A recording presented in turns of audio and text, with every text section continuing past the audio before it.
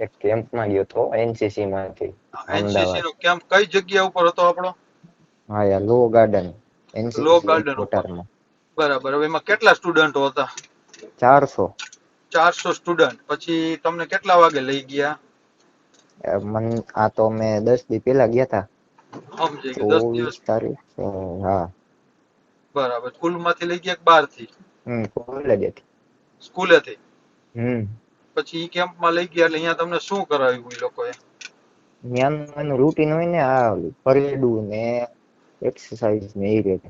બરાબર. પછી અહીંયા કમ્પ્લીટ પૈતા પછી તમને લોકોને લીંબુ પાણી કે એવું કંઈક આપ્યું હશે? નાસ્તો આપે, લીંબુ શરબત આપે. બરાબર. પછી જમવાનું આપ્યું. હમ.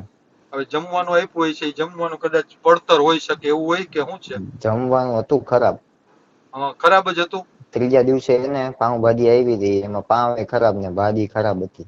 ત્રીજા દિવસે એટલે ત્રીજા 3 દિવસ લગી ગયા હશો કેમ્પમાં તમે? અરે હું 10 દી લગી ગયો તો. સમજાઈ ગયું. એટલે ત્રીજા દિવસના જમણવારમાં તમને ખરાબ આવી ગયો. અરે 24 એટલે આજે અમે વેલા 10 દી પેલા ગયો તો એમ. હવે ઈ તમે પાવભાજી ખરાબ ખાધી એટલે પછી તે દી રાત્રે ગડબડી ચાલુ થઈ છે. નહીં, તે દી કઈ નહોતું થયું. બરાબર. પછી 2-3 દી પછી એને પાણી નો હોય એટલે ઝાડા ચાલુ થઈ ગયા. એટલે કેટલા જણાને આ થયું? 150 જણાને. 300 માંથી? હા. તો કઈ છાપા બાપામાં એવું કઈ આવું? નહીં, ઈ આવું સરકારનું હોય એટલે નો બહાર પાડે ને. સરકારનું હોય તો શું છે આવી રીતે ખોટું? છોકરાઓ બધી કેવડી ઉંમરના હતા આપડા બધા? મારા દેવડા તો ઓછું થયું હે.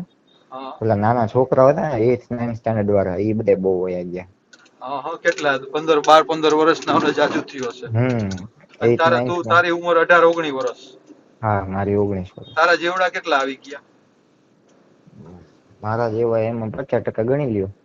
50% 40-50%. બરાબર. પછી અહીંયા જયારે તમને દાખલ કર્યા ત્યારે સિવિલમાં લઈ ગયા કે પ્રાઇવેટમાં બધાને? દાખલ કઈ હતું જ નહીં. તો ઈ લોકો દવા જ દે, ઈ કઈ નો કરે. પછી દવા જ દીધા રાખી પેલા તમને? હા, દવા દીધે રાખી. પછી બધાને એક જ સિમ્ટમ, તાવ, ઝાડા, ઉલટી. તાવ, ઝાડા ને ઉલટી. એટલે બરાબર. પછી ઘરે પછી મોકલવા માંડ્યા. એ કેમ્પ હતો, એ કેમ્પ કોના હસ્તક કર્યો હતો? ગવર્મેન્ટ નો? એટલે આપડા ભારત ગુજરાત સરકારમાં? એનસીસી મિનિસ્ટ્રી અંડર આવે. બરાબર. એટલે સરકારનું એટલે કોઈ જાતના પ્રેસમાં નહીં, છાપામાં નહીં, કાંઈ નહીં. નહીં, મિનિસ્ટ્રી ઓફ ડિફેન્સ ની અંડર આવે. સમજાઈ ગયું. એટલે એ લોકોએ તમને સીધા ઘરે મોકલી દે તકલીફ પડી એટલે? હા. સમજાઈ બાકી કોઈ ગયું. દી આવું થયું નથી, પૂછ્યું ને બીજાને.